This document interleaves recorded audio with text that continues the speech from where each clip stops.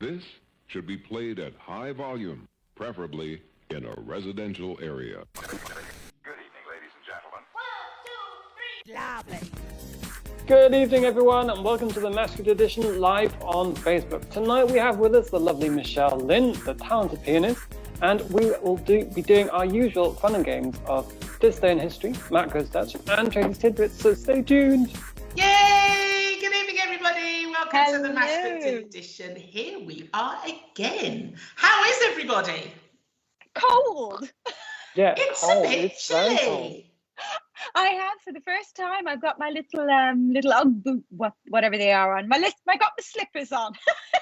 Oh, Matt, should we ask her to prove it? Because I don't believe her. Go on, cock a leg. Oh, very cute. Very cute. They're little. They're not real Uggs because first they're very expensive and also they're very cruelly made, but they're kind of a fake version. Yeah. So, but I needed them. I had cold little tootsies, I have to say, today, really nippy, and the radiators have started to come on more and more frequently now as well. So I did notice this morning the radiators coming on, and I seem to have noticed, but that's probably more to do with my internal temperature gauge. But certainly in the last week, my temperature seems to be fluctuating all over the place, more than usual. Right. And yet a little card is going off, and then it's coming up, and then and just before coming on here, it came off. So at some point, I might start turning blue again and having to put it back on. But okay, if you start to freeze, look very cold, we'll shout. Don't wake up. Thank you. Cardigan. Thank you. Yeah, but yes, it is changing, and I noticed this week also that the farmers around here are starting to harvest the corn. So that's also a sign as well that the weather is changing. Indeed. Well, it's the 1st of October tomorrow, which is quite scary. So, we're heading towards that time. The leaves will start to change. We'll be drinking, cider and pumpkin pie and all that kind of stuff. So that's nice.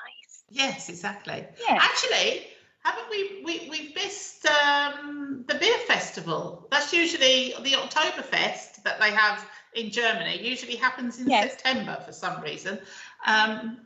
Yes, did that go ahead this year? I don't know. It went ahead. Not heard anything about that. No, it's difficult to know because there's been so many festivals. Are they on? Are they off? And such like. And with the rules changing continuously, you never seem to know what's going on. But we're okay, haven't we, Tracey? We've got our wine this evening. We've got wine. Who needs beer? Germany, we have wine. Yeah. So it's all. Have you got a beer, Matt? No, a beer, Matt. Have you got a beer, Matt? No, I'm on the water. Gosh. Oh, that's a shame because water, Matt, doesn't sound as good as beer. No, it doesn't, does it? Why is that, No, Matthew? I have to empty my cellar, so to speak, because obviously I'm leaving and I can't bring the alcohol with me. So I'm on a night off. Oh, so it has been quite interesting the last couple of weeks then. Yes, and there's still loads left. How much booze had you guys accumulated? My goodness. But it was because in our last apartment, the landlord left all his alcohol there and was like, yeah, you can keep it, but you'll have to take it with you when you leave. And then it was lockdown. We didn't drink any of it because we were like, oh, we'll have parties. It'll be fine. No, didn't drink any. So we still have it.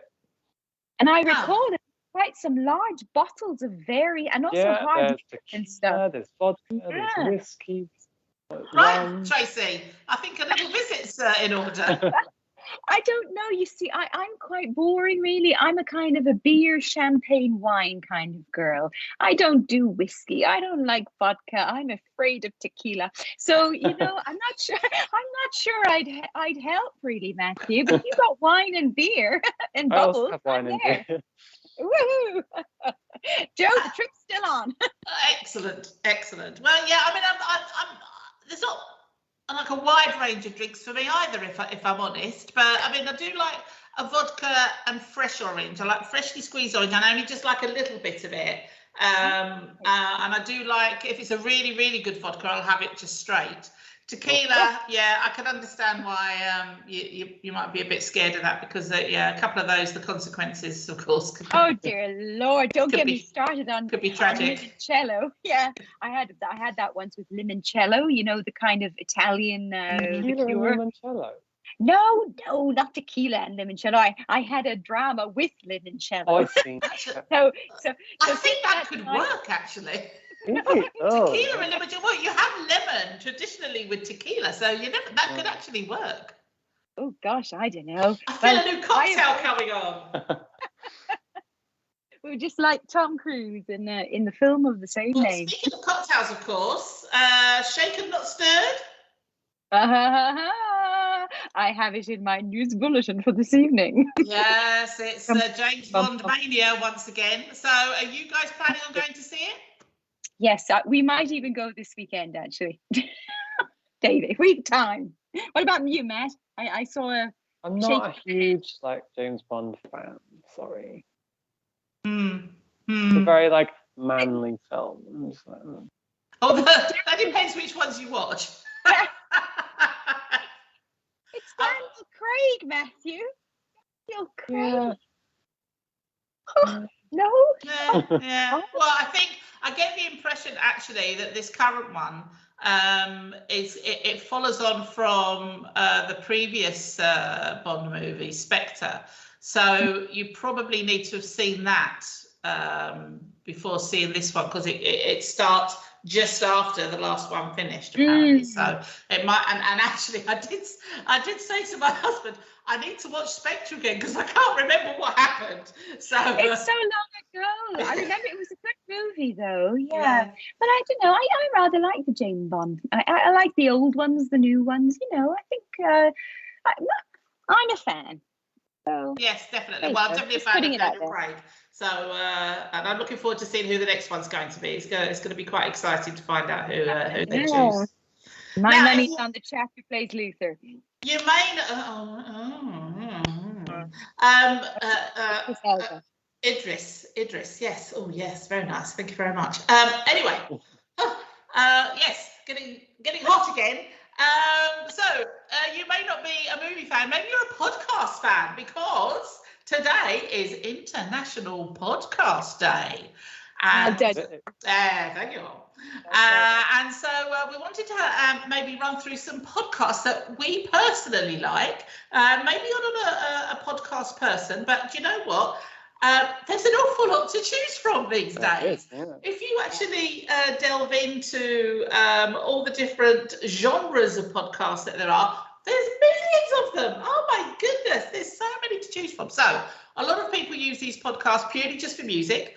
There's other ones where there's chat going on. There's actual ones that are dramas, where you've actually got like a soap opera going on. They're educational, there's documentaries, there's all sorts. There's some that are taken directly from a program or show, and then there's others that are made purely just going straight to the podcast market. So I tell you, the Archers, can you imagine? That's how, it's come a long way, these kinds of things. It has come a long way. And for those of you out there who don't know what the Archers is, this is it's a soap, if you like. Actually, it's a soap opera that's actually a radio drama that's been going since probably about 1753, and it's a British soap opera. It could actually be classed as the longest running soap opera in history. I wouldn't be surprised, actually, because it's been on radio for a very, very long time. And yes, now you can listen to it as a podcast. But guys, have you got any particular podcasts that you like?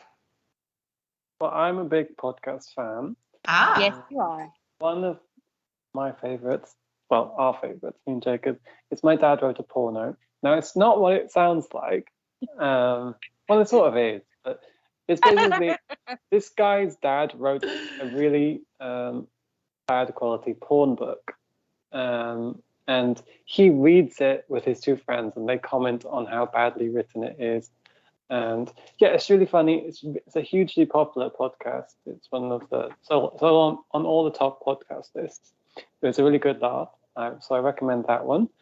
There's like 6 seasons, and there's more, and they even have live shows because it's that popular.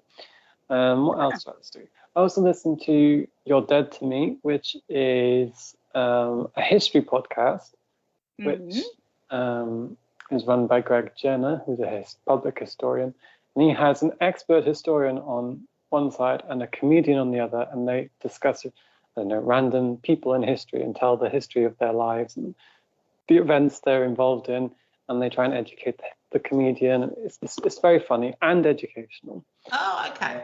So these are, hence the name, I suppose. These are all dead historical people from years ago, and as you say, it could be educational as well. Yeah. Excellent. And I also really enjoy this on BBC Radio 4. They have some great comedy podcasts. Yes. So funny. But there's just so many on there. So if you want some really good English language comedy, go to Radio 4. BBC Sounds, I think. BBC Sounds is the app that actually introduces the gateway, as it were, into all these podcasts. It's free. I think it's free here. Yeah. Yes, it is. Yes. So, you can also listen to them on Spotify for free. Oh, there you go. You can get it on Spotify too. So Tracey, what sort of podcasts are you into? Yes, I've got 3 ones to give a tip for. First of all, I listen every day from 10 till 1 while I'm working to an Irish internet radio that streams from Cork, where I come from. It's Cork's Red FM. And if I don't happen to catch the live one, they always have the podcast, which is available afterwards. So I listen to the podcast. So that's a really nice one. But it's really, I think if you're not from Cork, you're probably, it's very local and local news, city news. But it reminds me of home, and it's nice to hear people calling in and the accents and all this kind of stuff. I also very much love, a little closer to home, the Meet Maastricht podcast. Our partner on the show, Meet Maastricht, Lucy and team there, they do some cracking podcasts. Really, really good, very informative about history of the city and little gems of information that you might not learn elsewhere. And one other one is actually one I started, it's about 2 weeks I've been listening to this one. It's the history of the Netherlands, and it comes from the Republic of Amsterdam radio team.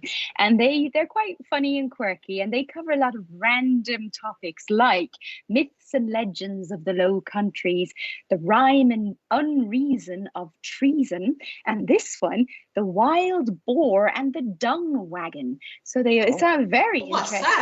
Yeah, I know, I tell you. So this is the history of the Netherlands, and it's again a free podcast. You can go into Apple or the App Store or whatever, and I think Spotify as well, and download and have a listen. So and that's all in English. It's in English, yes. Excellent. Oh, cool. Okay. Well, I've got a couple here. Well, to be honest with you, one of them, I mean, there's a very, very similar podcast all over the place, actually. And that's the Radio 1 Dance Anthems. And for me, this is... if there's a particular job I'm doing on my PC where I don't actually need to be reading anything or I need to be listening to anything, then I like to have some dance music on, because it kind of keeps my energy levels going. Or if I'm cleaning the kitchen or out in the garden or something, sometimes I just need that little bit boom, boom, boom, boom. And I like to have that. And I also find with myself when I'm working that boom, boom, boom. And then all of a sudden a particular tune comes on and I'm up. And that's it. I'm dancing. And that's for 5 minutes. Like, and then I just come back to my seat and then I just carry on like nothing had happened. So, which is quite nice because it's a little bit of exercise every now and then. Just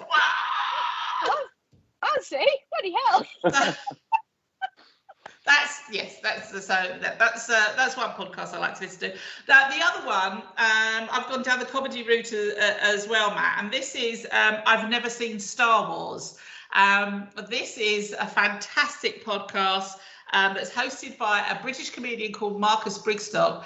And the whole premise of it is, the sentence says, I have never seen Star Wars, which for some people is like, what?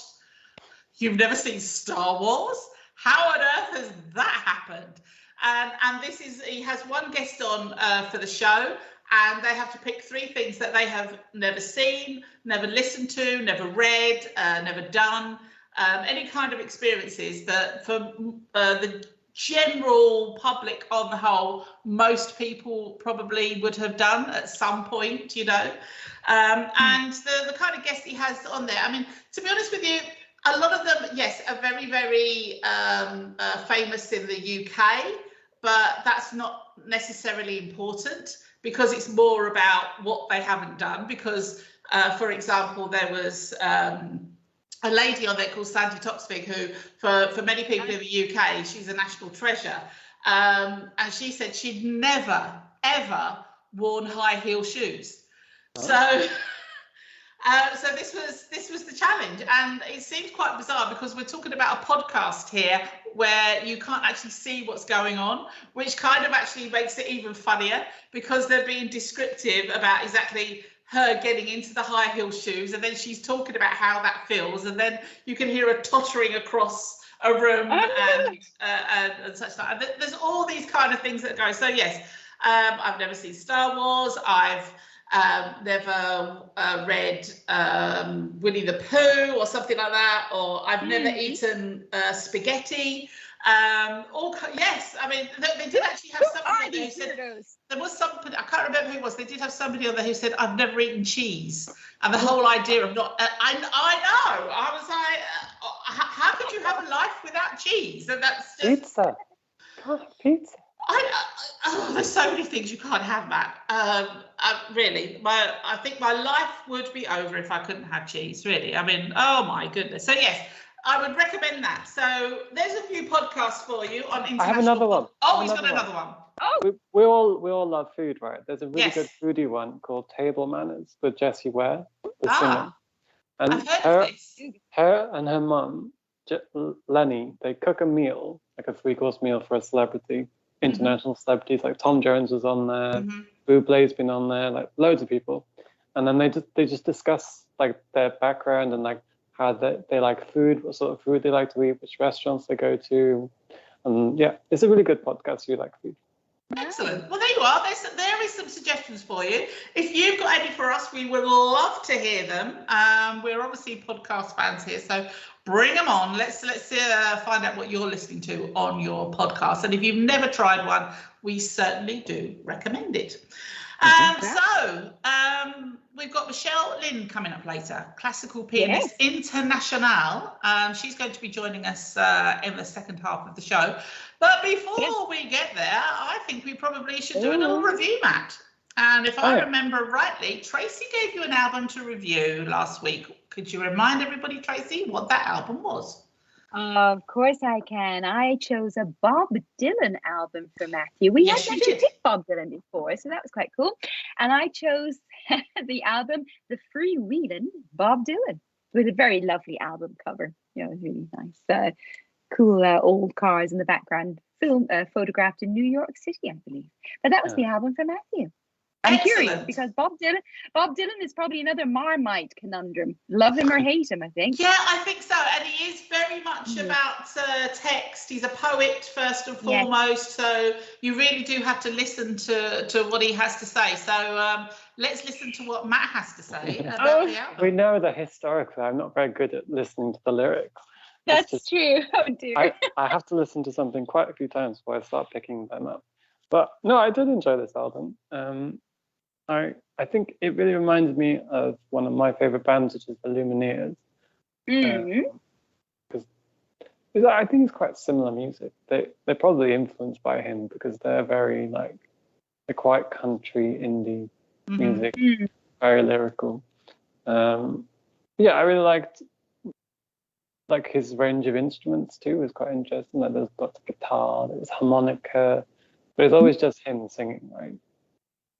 Yeah, it was pretty much. I think he was joined eventually with some other musicians, but he was pretty much a one-man show. This chap, very talented man. Most of the time, So when were you listening to this, Matt?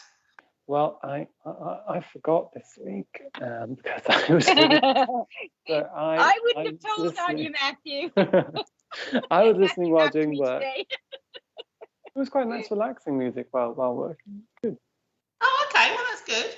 I can imagine that actually, because they're just going on in the background. So while you were listening to him then, what kind of score were you giving him? I decided I would give him an 8. Oh! That's pretty fair good, Tracey. No. I must say, Tracey, I wasn't sure about this one because... Yeah, he is more the music than the lyrics, and I thought, that maybe pushing it a bit. But no, that 8 is good. That's good. You see, it's the quality. It holds its own way. It is. Yeah. Well, although a lot of it is very folky based, there are some catchy tunes in there as well that kind of stick with you that you'll end up that you turn into an earworm for sure.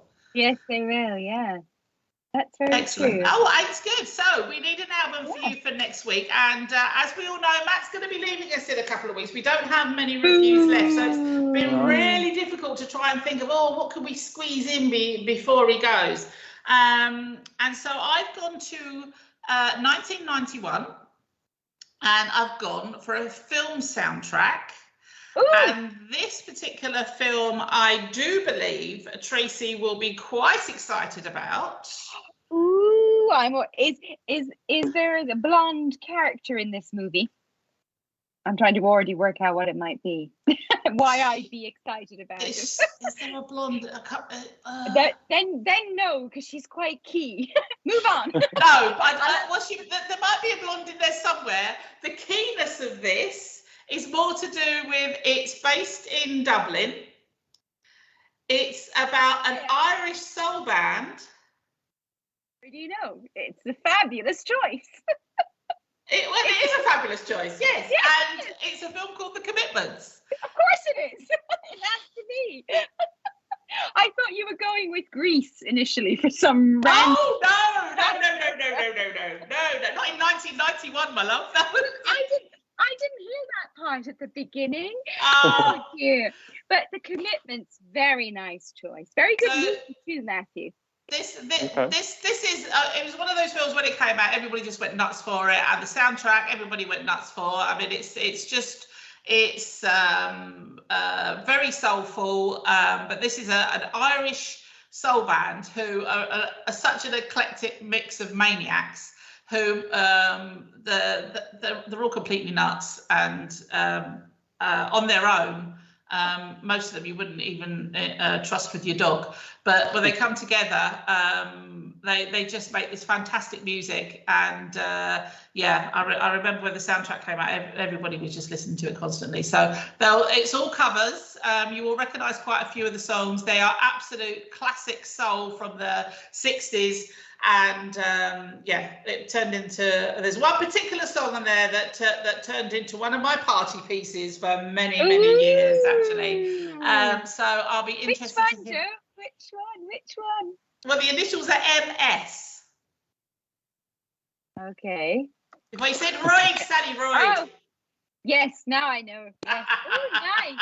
It's I might even listen to this album myself next week. It's a great album. It's a great album. So we'll find out next week what Matt has to say about that.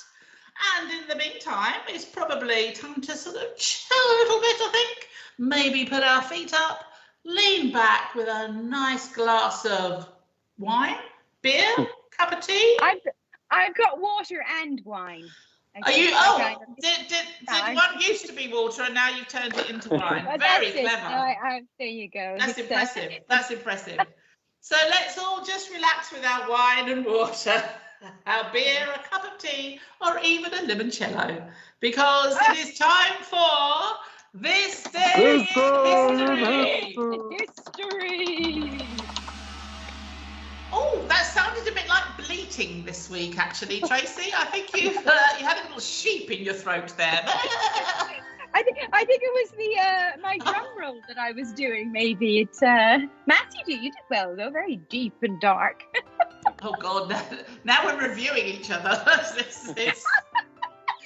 It's taken a turn. Today it is Thursday, the 30th of September, and yes, as Tracey said, tomorrow is October. Oh my goodness, yes, it is nearly Christmas.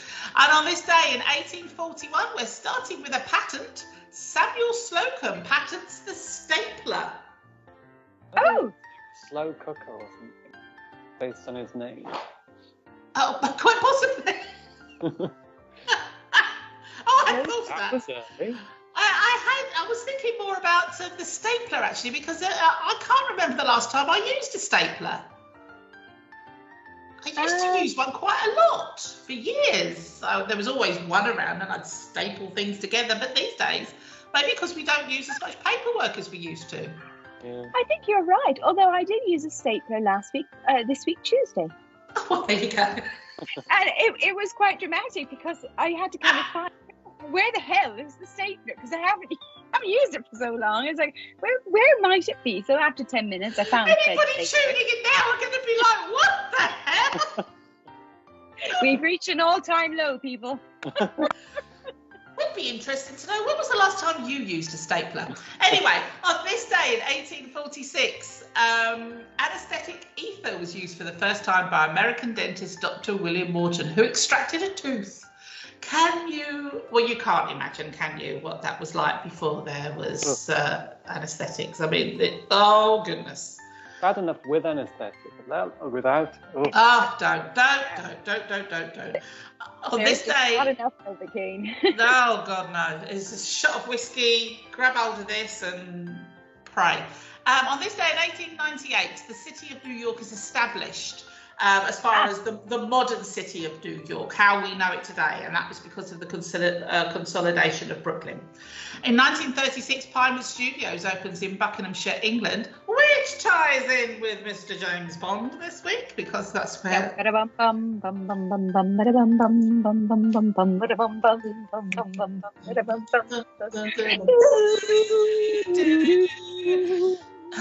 Anyway, in 1950, radio's Grand Ole Opry is broadcast on TV for the first time. Now, this is somewhere that I would love to go, is the Grand Ole Opry in Nashville, Tennessee. Oh my goodness, that would be so exciting. Now, 1960, The Flintstones, the first animated sitcom, which was created by Hanna-Barbera, premieres on ABC in the US. 1960. I can't believe it's that old, The Flintstones.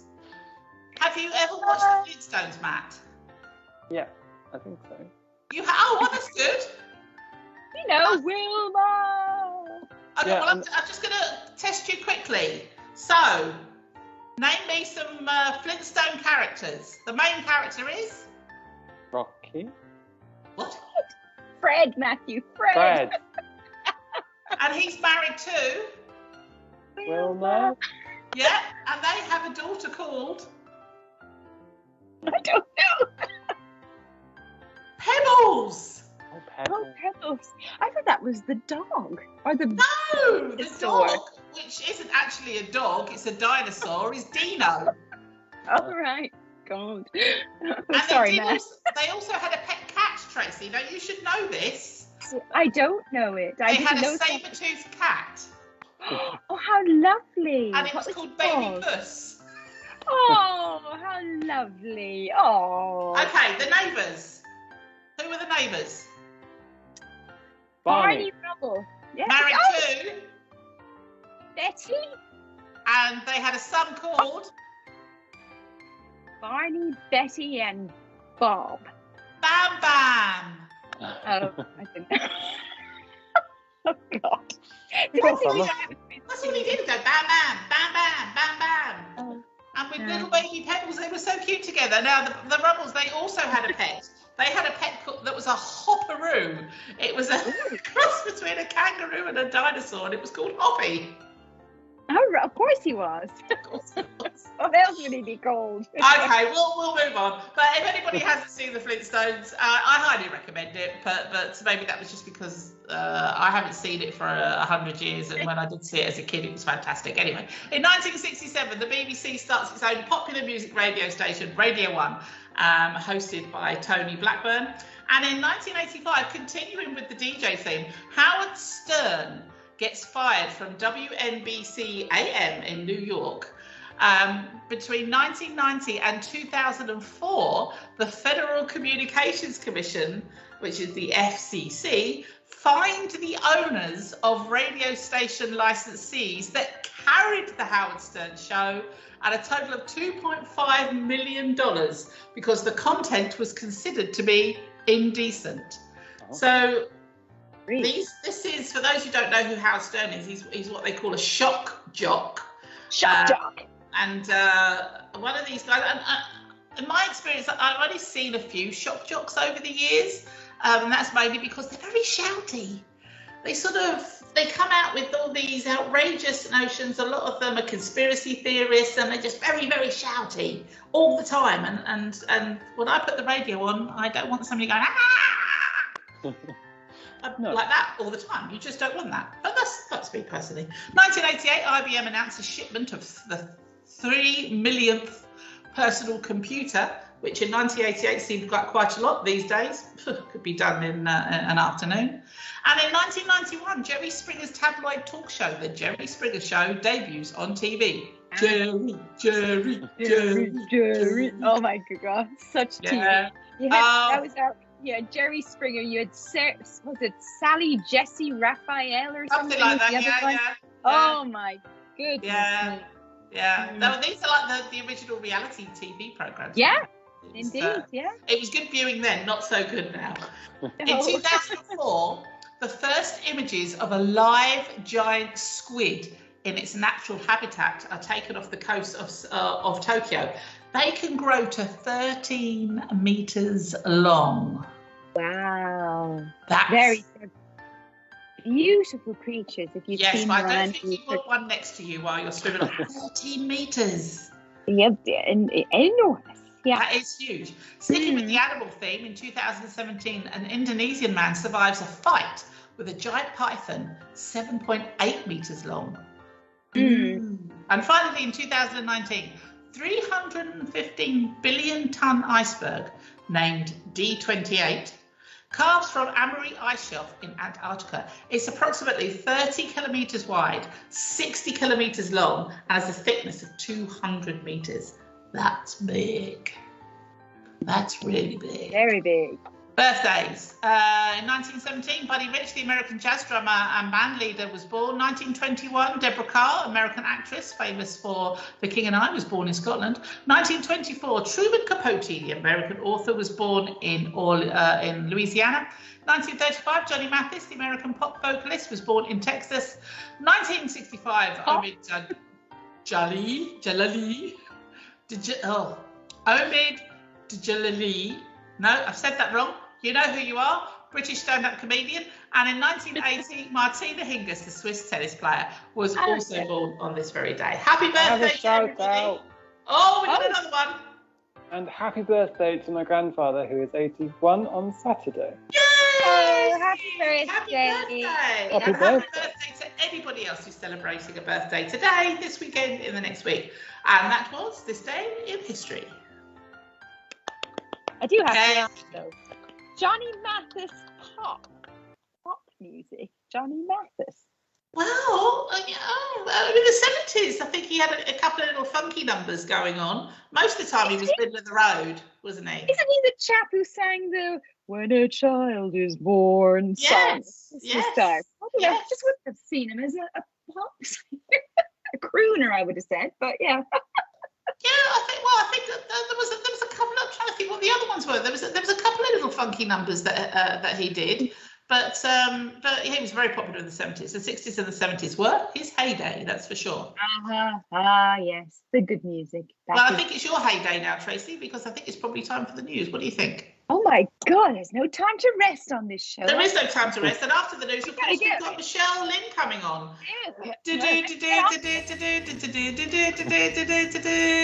Tracey Taylor with the news.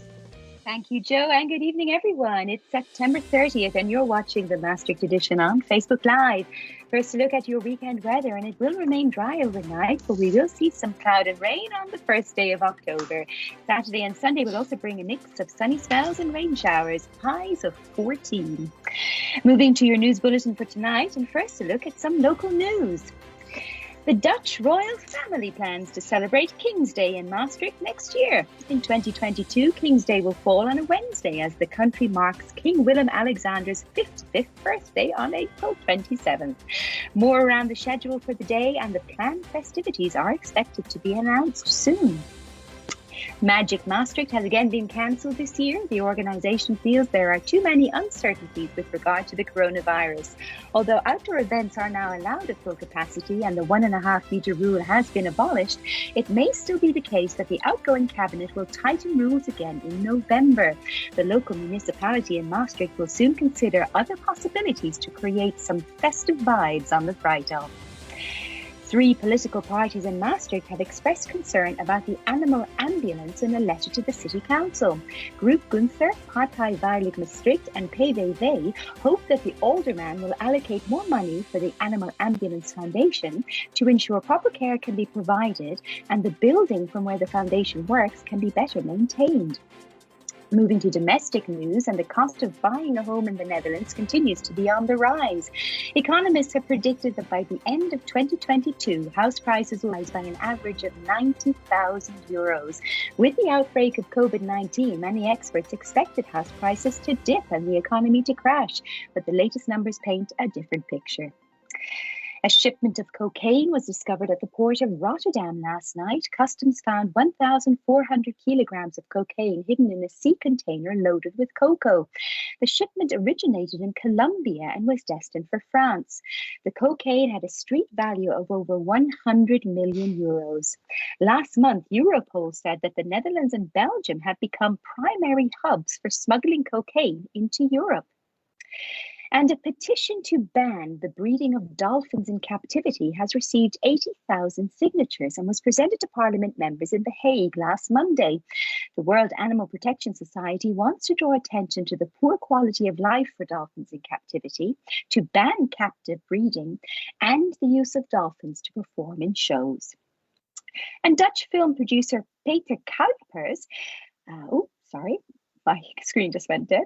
And Dutch film producer Peter Kuipers is now going to film the book The Heks van Limbrecht, having bought the film rights from writer Susan Smit.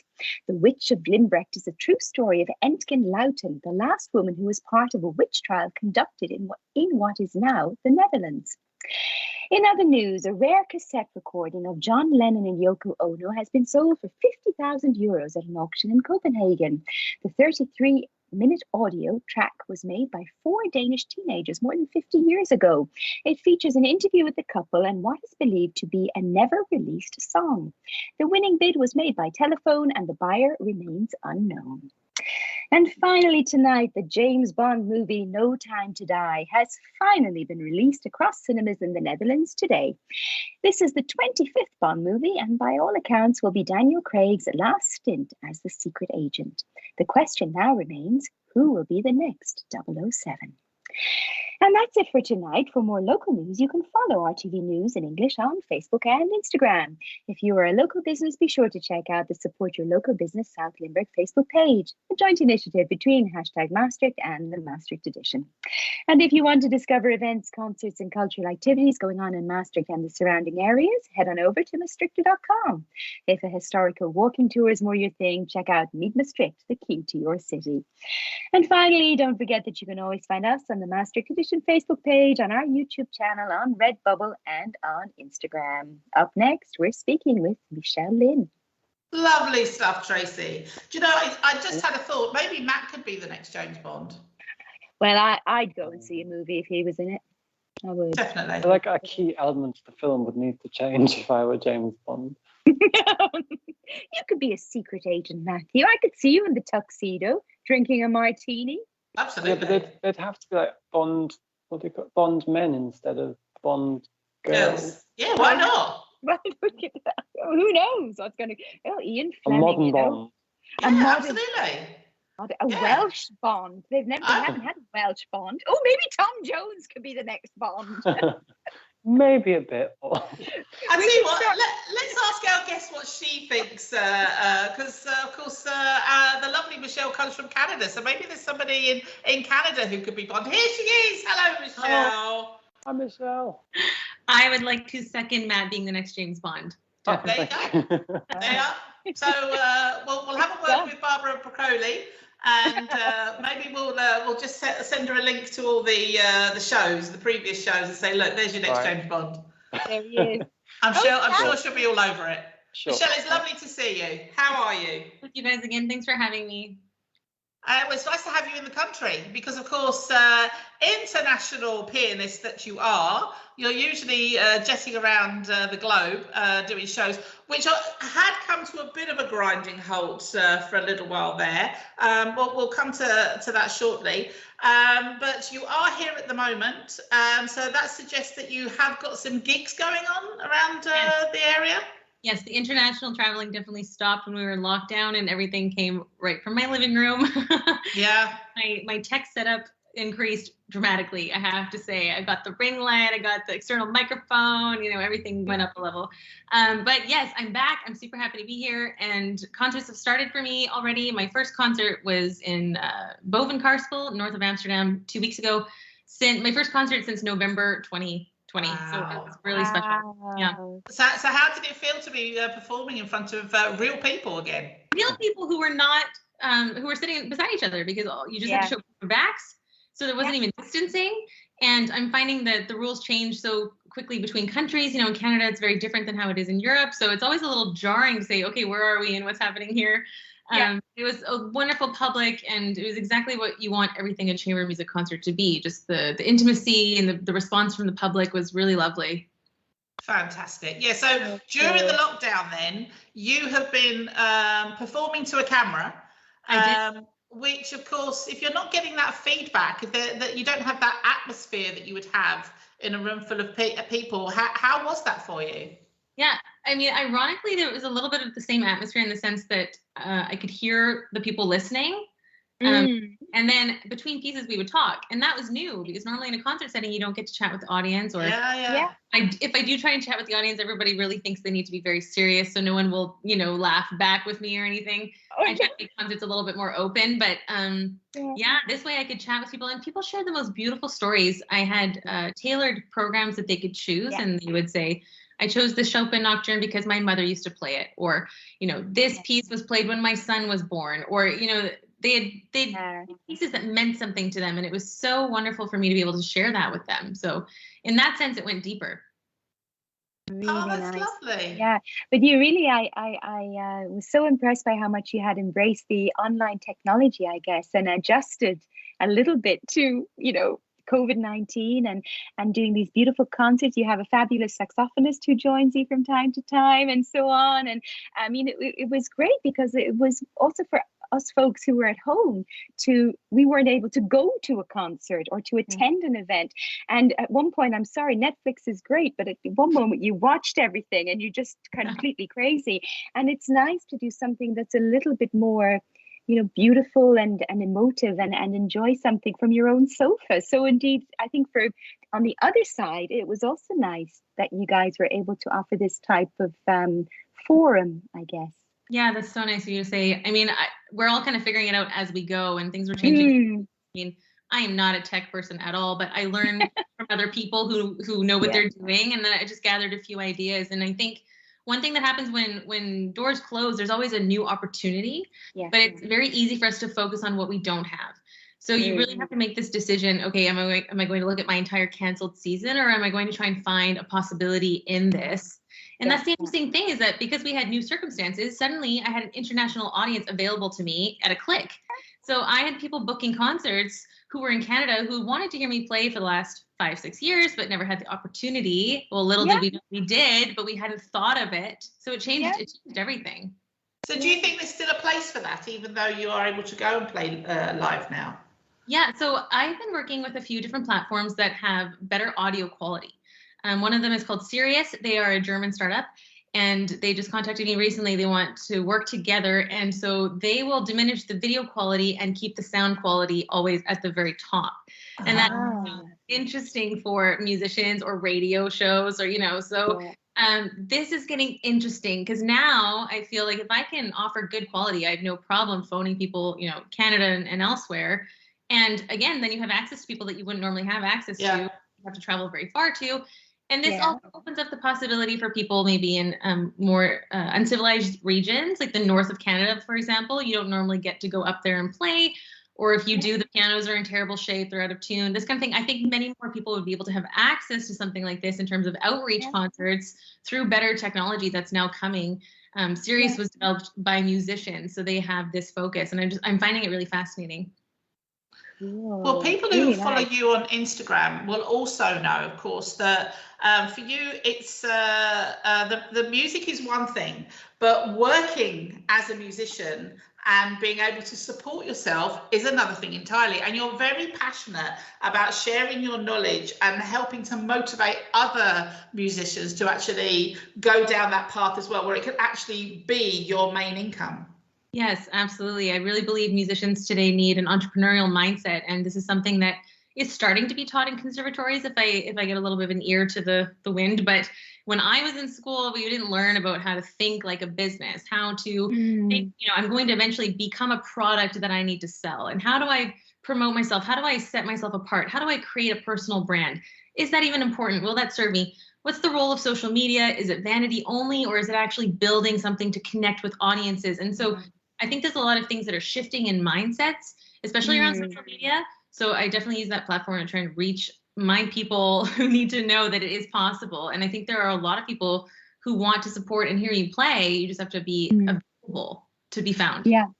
But this is difficult, isn't it? Because finding out what the role of a platform like Instagram can play can be difficult as a musician, because what is it a case of, oh, I just stand up there and play my guitar, or I sing, or I play piano, or do we also try and integrate with the audience? Do we do, oh, this is me out shopping today, which has, of course, has nothing to do with being a musician, but it's just showing you in real life. So how do you balance that?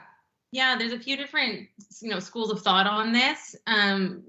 For me personally, I split my private and personal life. So I do have like a private social media that is for my family and friends, people who know me.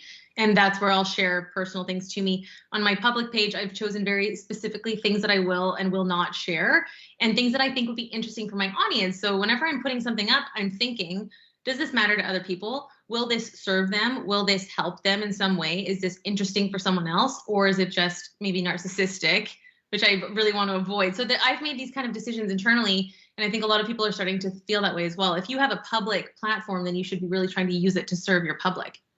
Now, of course, these thoughts are actually going to be shared this weekend as well, because you are going to be part of the Energizer event, something that we were talking about a couple of weeks ago. You're one of the key speakers there. So tell us, what can people expect if they come to see you at the weekend? Yeah, I'm so excited to be speaking at this event, because it is an event for entrepreneurs and coaches. And so this is outside of my musician realm. So it's really an honor for me to be there. And I'm going to be talking about how to create a community online. Of course, I've created one with my pianist page, and also the Fearless Artist Mastermind, which is our coaching business for musicians, where we do masterminds and workshops. So just some things that I've learned about, I really believe in being genuine and authentic on your social media, on your platforms, how to connect with people. The beautiful thing about social media is that people do write back and respond instantly to posts that you create. So you get instant feedback, which is really helpful. People tell you right away what they like, what they don't like, either by responding or not responding. And then you can kind of start to figure out, what does my audience need? What are they interested in hearing from me? And how can I create a relationship that's authentic? And the proof of that is when you finally meet them in person and you've already made that connection, that you're not meeting a stranger. I think that's been so interesting. I just recently made a funny video with Gaia, who's a flute bassoon player in Maastricht. And we hadn't met in person, but we followed each other for so long that it was just, you're meeting someone that you know. It was really interesting. It seems crazy to maybe the older generation to think that before it was just purely about, if you're a musician, you just, yes, there is promotion to an extent involved, but you go to a gig, you play, you get your money at the end, you go home, you practice, you rehearse, repeat. Yeah. And but these days it's just a completely different ball game, because you have to be social media savvy. Yeah, I mean, the question is, how did you get the gig? So, some people do the management route, but then a lot of us, like, I've never won a major international competition.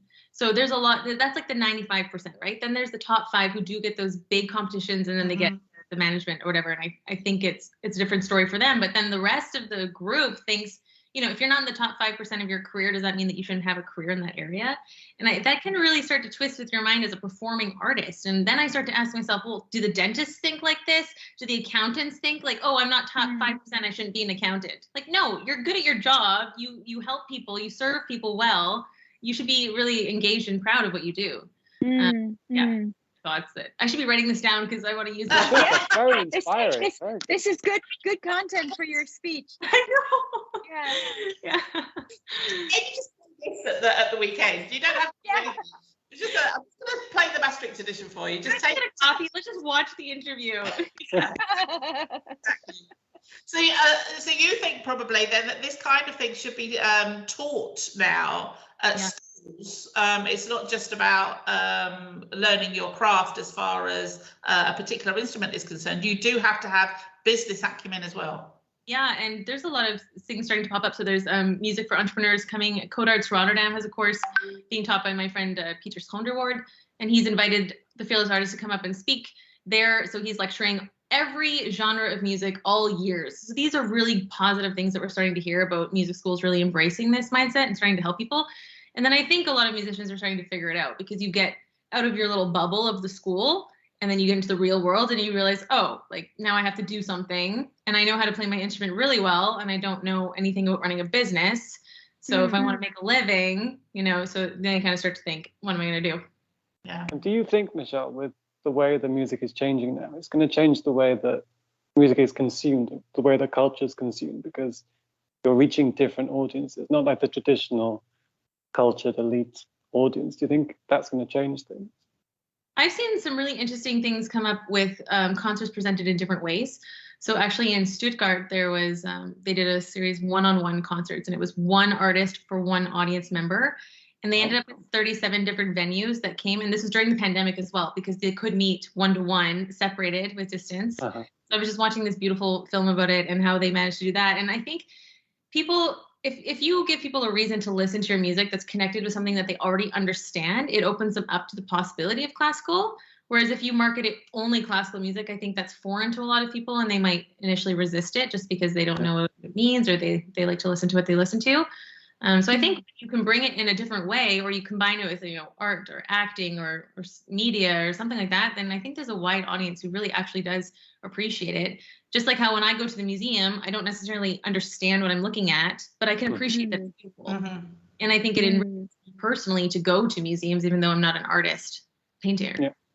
It's quite exciting, I think, actually, because what's happened in the last year is people really have had to think outside the box about how they conduct their work when it comes to the entertainment industry or the music industry, how we actually get our craft out to people. So we are going to be seeing these new innovative ways now, which is going to just change everything completely, I think, which is fantastic. You hit the nail on the head with out of the box. I mean, you guys as well at the Maastricht edition have had to do that. How do we suddenly do an online radio show? I mean, that was new for you as well. Oh yeah, we didn't have a clue. We still don't know what's going on half the time. So yeah, if anybody could help us there, that would be great. Something else very exciting, of course, because we have missed the past year of Opus 16. So, as musical director of Opus 16, can you tell us, are you coming back? Absolutely. I'm so excited. It will be, you're right, we had an entire year of non-concerts, so that was very sad. Everything was canceled, but it's all been put to this. So we're starting October 23rd in Eisden, and then it's every month for the next 7 months. So we missed January. So yeah, really looking forward. I've got the same roster of artists coming back with a couple new faces, but for the most part, it's the same piano trio as my duet partner from Cologne, Germany, a quartet coming from Paris. Lots of exciting repertoire, and I'm just really looking forward to seeing familiar faces and new people as well. And yeah, it should be wonderful to play again live for people. And we're back in the same venue in Eisden, I take it? Yes, we are, yeah.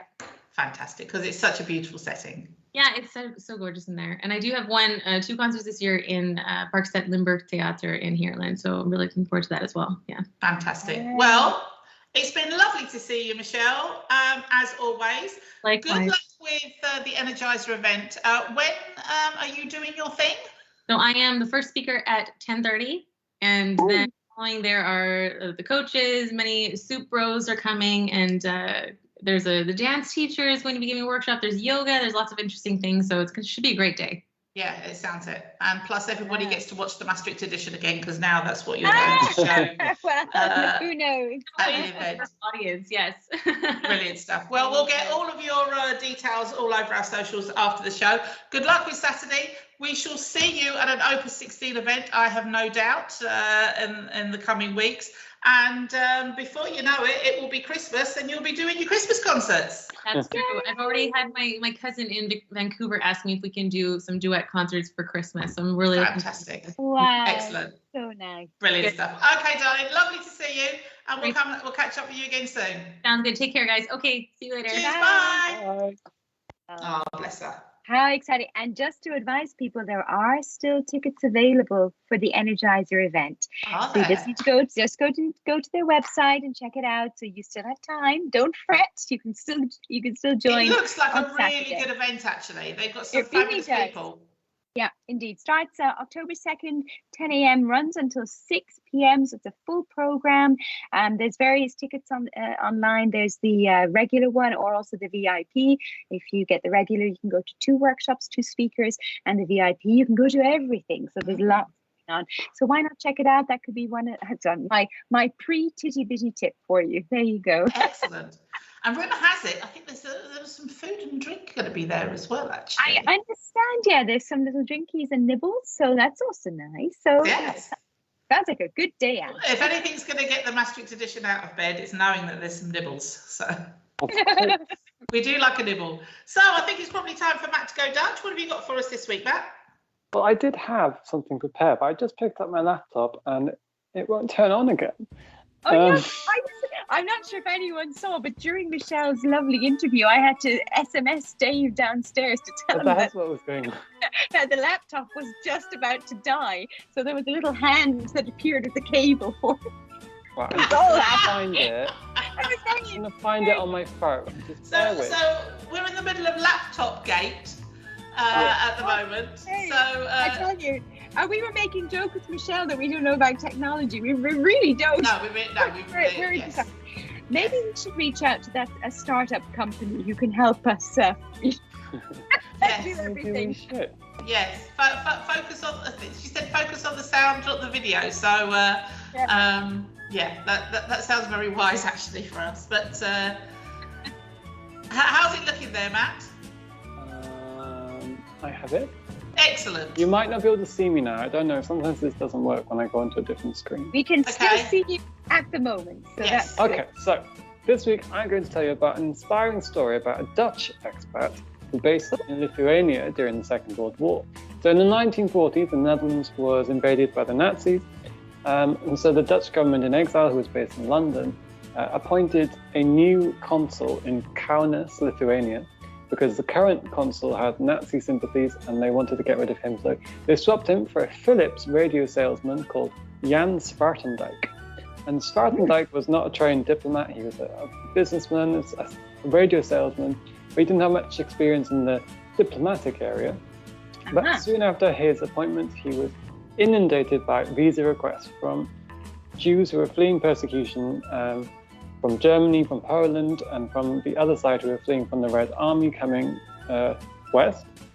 So he had a lot of demand for visas, and he realized that he could give them a visa for Dutch Curaçao because he could just write in their passport that no document was required, which was not technically correct because he was supposed to get the permission of the island governor to give them this visa.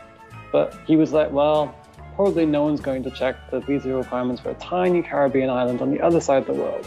And luckily, nobody did check, so they got the visa. And then that meant that the people who got the visa from Svartendijk could then go on to the Japanese consul, who was called Chiune Sugihara, and then he would give them. Thank you very much. And then he could give them the visa to allow them to travel to Curaçao via Japan. So then they would need to go all the way across Russia through Siberia to get to Japan, and then from Japan down to the Caribbean through South America. So it was a long journey, but they were very desperate and they really needed to get out of the country so that they could escape the people who were chasing them across Europe, basically. So through this way, he was able to save he issued 2,139 passes, which in the end saved over 10,000 people because more than one person could use the pass within the family. And Sugihara was recognized after the war and celebrated in Japan for the effort he did to save these Jewish people. And there are even 3 museums dedicated to him. But Sloterdijk was completely forgotten. And in the 1960s, the Dutch Foreign Ministry even reprimanded him for his actions, probably because they were a bit embarrassed about their lack of action during the war. And Sloterdijk was infuriated by this reprimand, but he didn't do anything about it. His main concern was that he had sent these people to their deaths, because he never found out if these people survived, because he died before, I think it was 1970 something, he died. And then the day after his funeral, the research came through that showed that 95% of the people he helped managed to survive the war. So he never found that out. Which is quite sad, but he did an amazing thing and saved a lot of people. Oh, wow. Yeah, and so his story is now becoming more known, because in 2018 there was a book, it's called The Just by Jan Brokken, and it's now translated into English, which is why I'm telling you about it now. So if you want to read it, it's called The Just. And it's the story of both Sloterdijk and Sugihara and how they saved these people from death, basically. Oh, wow, what a story. Yeah, Really? very interesting story.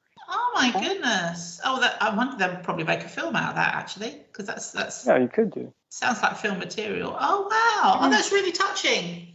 But I get the impression, actually, there are a lot of little stories like this that have not been told, because every now and then one will pop up and say, "Oh, my grandmother helped this many people, my grandfather helped that many people," but you know, they never got any reward for it. It was just something that was done because it had to be done, basically. And they weren't doing it for any other reason apart from, let's just get these people out. So, oh, lovely. Oh, little Tubbs has made an appearance. Just in time for his mummy to do little Tiddy Biddys, I think.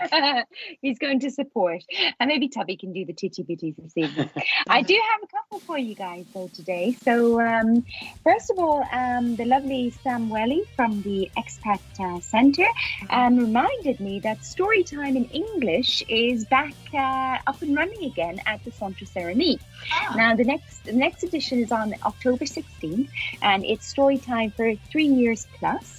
And the theme of that particular day of reading is Become What You Want. So there's going to be some stories that lead into that theme. It's free to go, but you do need to sign up because the COVID story is still in our lives. So there's the content service at Maastricht.nl, and there's a phone number you can also call. So you just need to register that you're coming and how many little children you're bringing along for the story. And it's from 1:15 until 2 o'clock. So it's a 45-minute break for parents, perhaps, while the children can listen to some stories. So that's one thing. And do keep an eye on the Centre Ceramique, because you can translate the website into English. And they do have a nice little agenda sort of section at the side, and you can see if there's other fun things that are coming up, or indeed exhibitions or things like that. So that's quite cool. Another one is I had a DM during the week where someone wanted to be reminded about the yoga class that I recommended a few weeks ago. So it's on our Instagram page, but it's Aruna Yoga. It's on the Frankenstraat, so it's on the opposite side of the English bookstore, and you can check out online Aruna Yoga Maastricht for lessons in Dutch or in English and various disciplines, and you can just register online and go along and try a class, and the first class is always free. So have that, check that one out. And the last one, the Music Literary, a very cool venue here in Maastricht. They are up and running and filling their little agenda. So it's people get booking. For example, tomorrow, 1st of October, Ilse de Lange is actually performing there. Now that concert is sold out, but don't get caught out for future ones. Irish singer-songwriter Luca Bloom is coming along on November 14th. The Johnny Cash Road Show is in town on December 8th. Tracey! You might well see Tracey at that one, I can tell you. So that's on the 8th. And a Pink Floyd tribute band is coming along on December 10th. So there's really lots going on there. It's tick, tick, tick. Every weekend there's something happening. So check it out.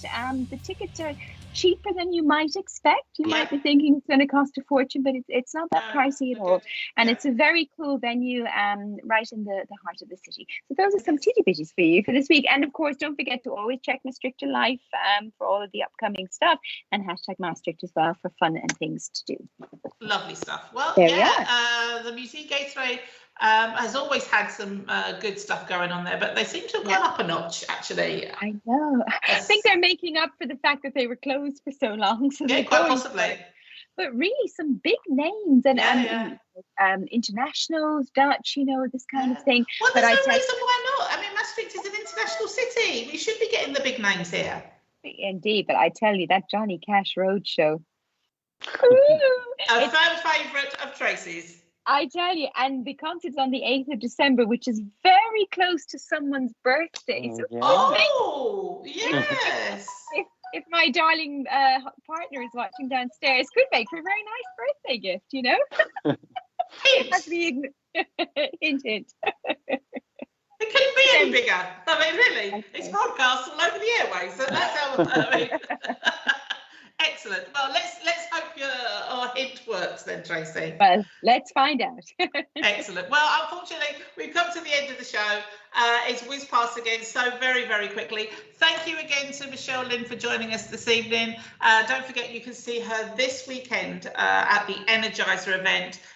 It's going to be a really good day there. It's absolutely packed full of entrepreneurs who are going to be giving you their words of wisdom. So do pop along to that. We shall be back next week.